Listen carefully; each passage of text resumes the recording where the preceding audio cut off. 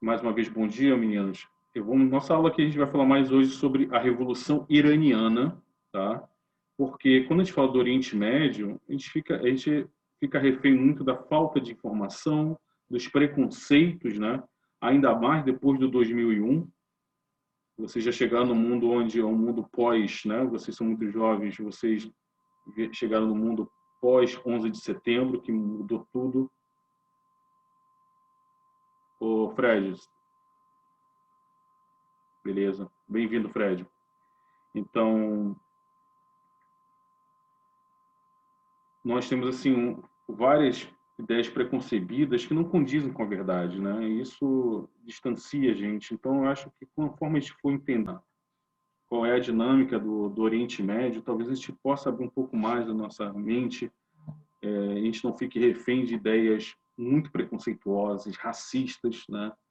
Há um preconceito muito grande com a religião muçulmana, principalmente assim aqui no Brasil, há um discurso de que o Oriente Médio é o que é por causa da religião muçulmana, né? Que é inerente ao islamismo, o radicalismo, o fanatismo. E eu acho isso muito perigoso pensar desse jeito. Não só porque o Brasil, por exemplo, acaba tomando decisões equivocadas, como foi, por exemplo, o caso do nosso presidente de apoiar o Trump na transferência da embaixada brasileira para Jerusalém, em vez de ser em Tel Aviv, né? E isso reconheceria então Jerusalém como embaixada, como capital do Estado de Israel, e isso acabaria minando nossas relações que sempre foram muito boas com os países árabes. Os países árabes têm uma relação de amizade longa. O Irã, por exemplo, né, teve uma vez que eu acho que o embaixador do Irã no Brasil ele respondeu umas piadas, né? Porque sobre o Irã estar entrando em guerra, né? Porque tem sempre esse medo de que o Irã entre em guerra e que declararia a guerra então ao Brasil, porque o Brasil faz piadas, né, com memes, coisa e tal. Ele falou que não, que isso é brincadeira, que eles entendem muito bem, eles têm um senso de humor também.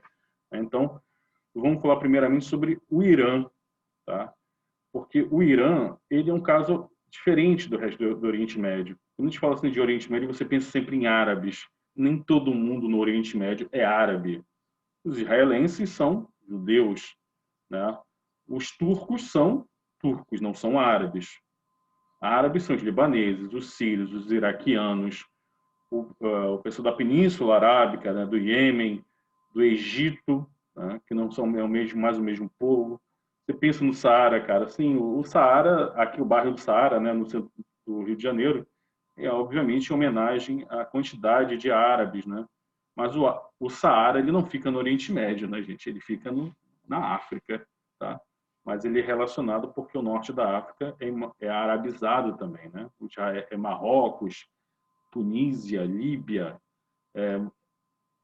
Argélia, são países que ficam na África, não ficam no Oriente Médio, mas fazem parte dessa grande comunidade que é a, o Islã, né? São países de cultura e religião muçulmana. Lembrando que para o Islã, né, para quem é muçulmano, Estado, política, direito e religião se confundem. É uma outra tradição. É diferente da nossa tradição aqui ocidental, que a gente tenta separar, né? Religião fica num compartimento, o Estado, direito, liberdades individuais fica em outro compartimento. E é muito perigoso. Eu entendo que é muito perigoso misturar, mas foi a escolha histórica deles, né? Eles caminharam para o outro lado. Nada impede que os árabes e outros povos muçulmanos também sigam essa tradição que começa no Ocidente, né? De Estado laico, direitos iguais, principalmente para as mulheres. Então, vamos falar primeiro da Revolução Iraniana, que é talvez uma das mais importantes do século XX, porque o Irã hoje ele não tem relações diplomáticas com os Estados Unidos sempre acusam o Irã, tem um embargo econômico contra o Irã ele é associado principalmente com os russos atualmente, né, no equilíbrio do Oriente Médio, que é muito complicado, é um equilíbrio muito frágil.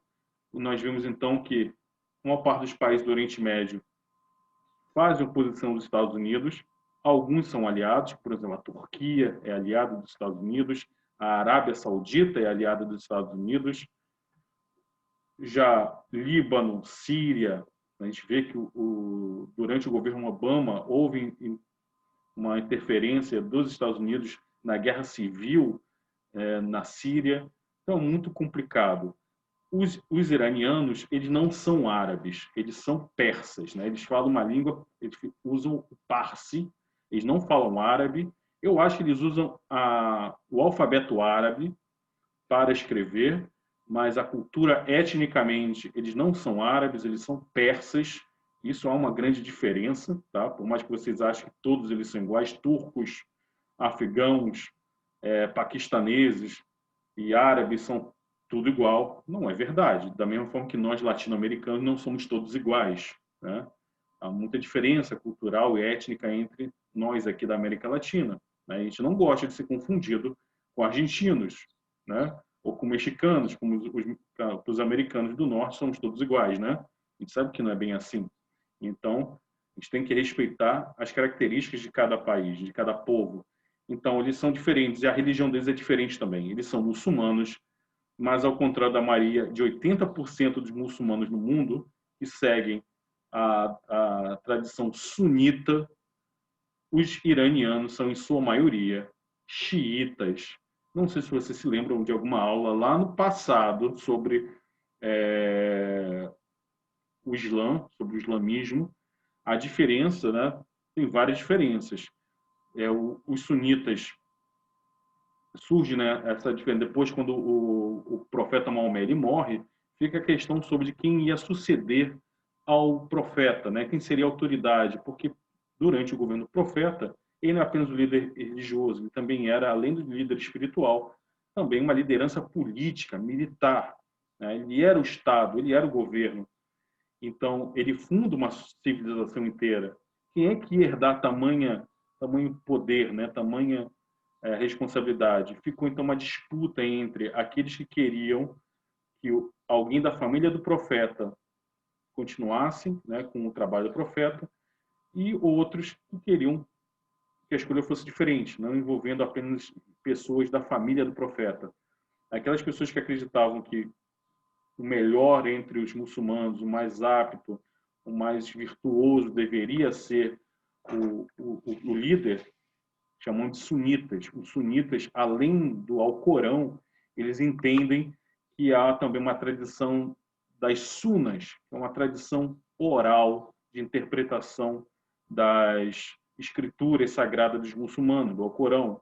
Então, por isso, eles são vistos como sendo mais maleáveis, eles não são tão rígidos na interpretação do Alcorão, porque eles entendem também que há uma tradição de interpretação do Alcorão oral, passada oralmente. Já dos xiitas, eles acreditavam que para ser o líder deveria então ser alguém da família do profeta. E aí os sunitas assassinaram o genro do profeta, o Ali, cara bonitão, olhos verdes, cabelão assim, cabeludão, né, que até hoje vocês verem reportagens sobre o Irã, quando eles fazem manifestações, eles sempre carregam os retratos do Ali. Então, esses são xiitas, tá? Partidário, em árabe seria partidários de Ali. Então, fica essa diferença que até hoje marca a diferença entre os muçulmanos.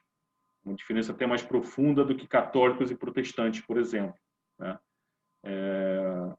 Então, já começa por aí.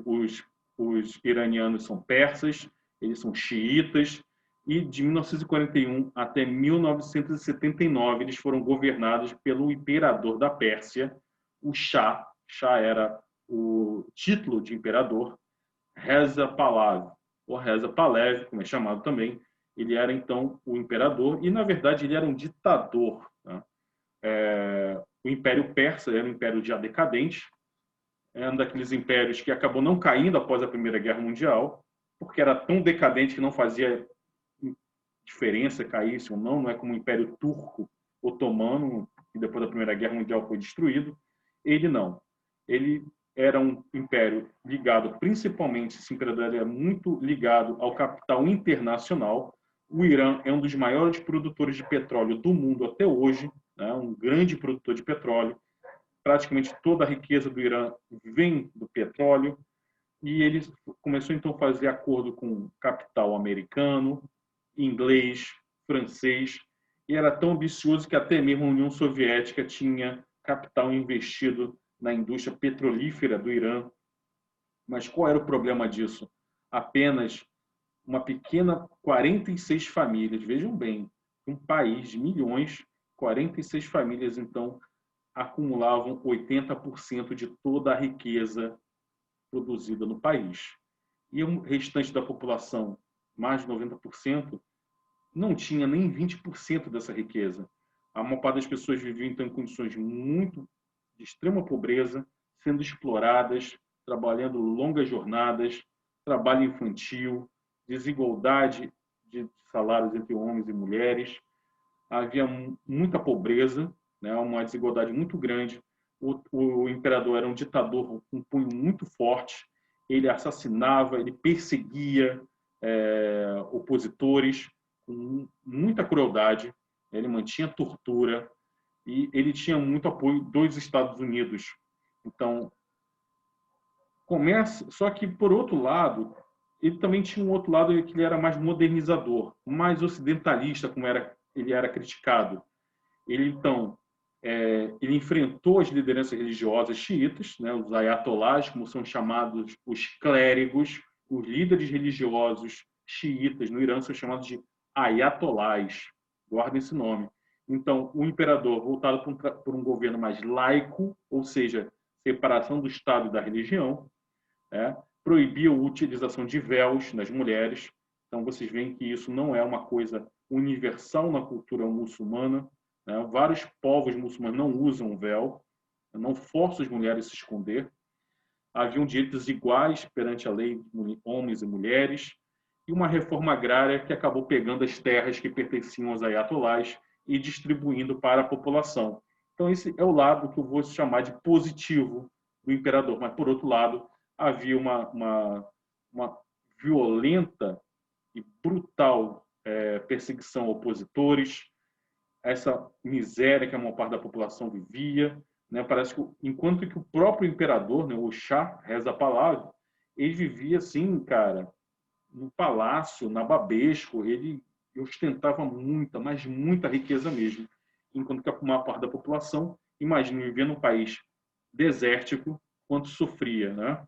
Então, os ayatolás que estavam insatisfeitos com a posição laicizante do governo, que estavam insatisfeitos de ter perdido suas terras, não tinham tanto autoridade assim junto à população, começaram, então, a instigar e liderar a insatisfação popular.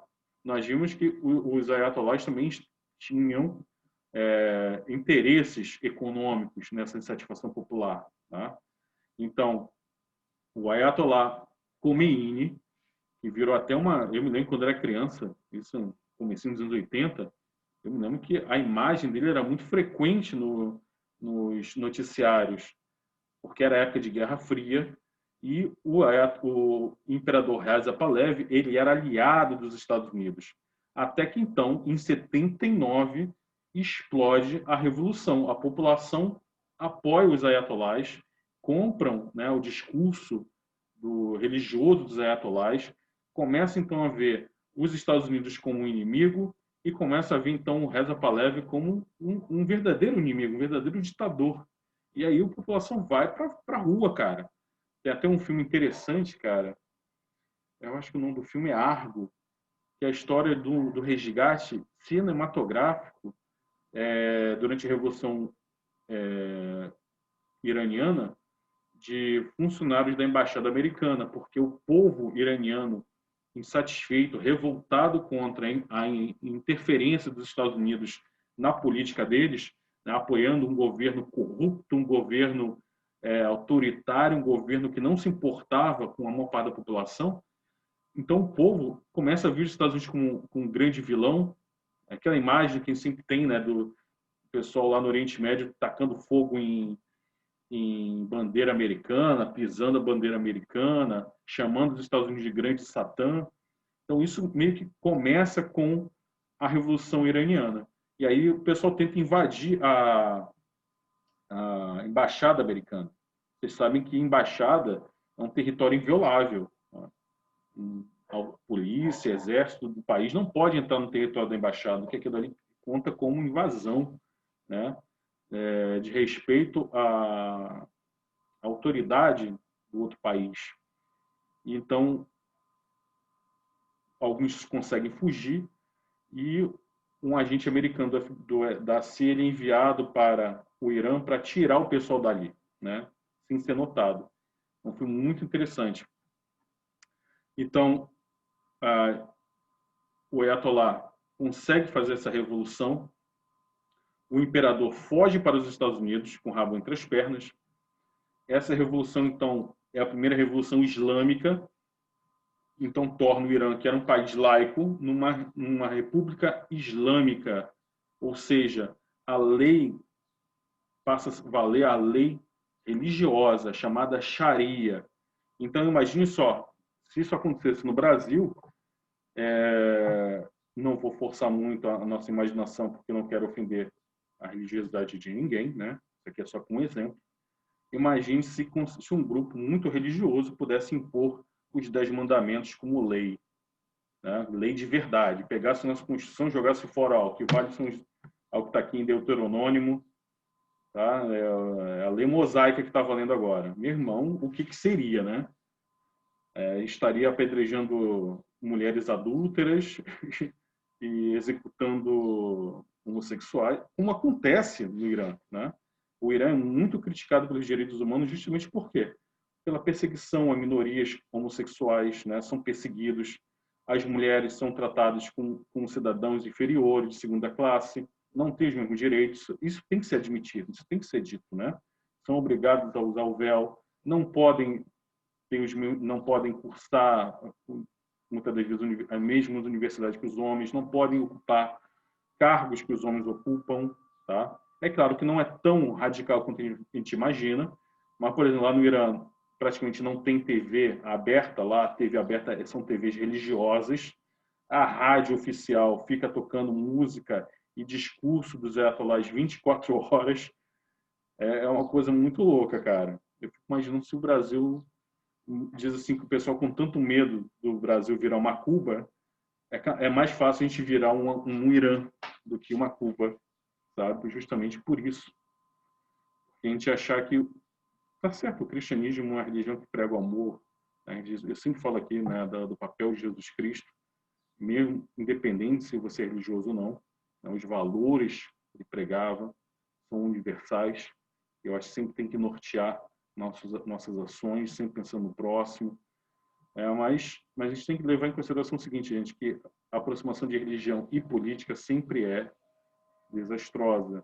Em Mianmar, um país no sudeste da Ásia, maioria budista, e todo mundo sabe, né? O budismo, uma religião que prega a paz, o amor, né? A compaixão, essas coisas todas, promoveu um massacre étnico faz pouco tempo e continua acontecendo. Não é que aconteceu, porque o governo, querendo então explorar um lado mais nacionalista, começou a haver uma minoria muçulmana, Rohingya, não sei como pronunciar direito o nome deles, via eles como pessoas não gratas em Mianmar. E aí promoveu massacres, expulsão, e muitos tiveram que fugir do próprio país para Bangladesh e outros países vizinhos. Então, sempre é muito perigoso a união de política e religião. Mas aqui no nosso caso, a gente não está aqui para julgar os iranianos. Eles fizeram a escolha dele. A gente sabe que, porra, é muito compreensível, né?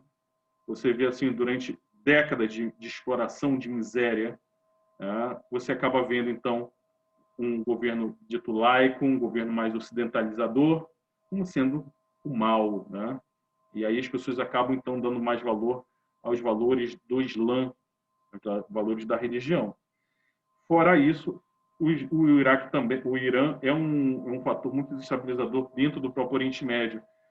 Teve uma guerra de 8 anos, 8 longos anos entre Irã e Iraque. Eu me lembro dessa guerra quando eu era criança. Para você ver.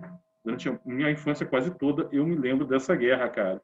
uma guerra que matou milhões de pessoas, desestabilizou a economia mundial. E por quê? Porque o Saddam Hussein, que era o ditador do Iraque, e o Iraque sunita, já não gostava do Irã por ser xiita. O Saddam Hussein, então, um ditador que foi deposto pelo governo americano, né, na invasão, segunda invasão americana ao Iraque. O Iraque é um país até desenvolvido, um país com um exército poderoso, uma potência militar na região, não durou 2 semanas com os Estados Unidos. E aí o nosso grande líder, com suas bravatas, ameaçando Joe Biden, né? Coitado da gente, né, gente? Ainda bem que os americanos não ligam, né?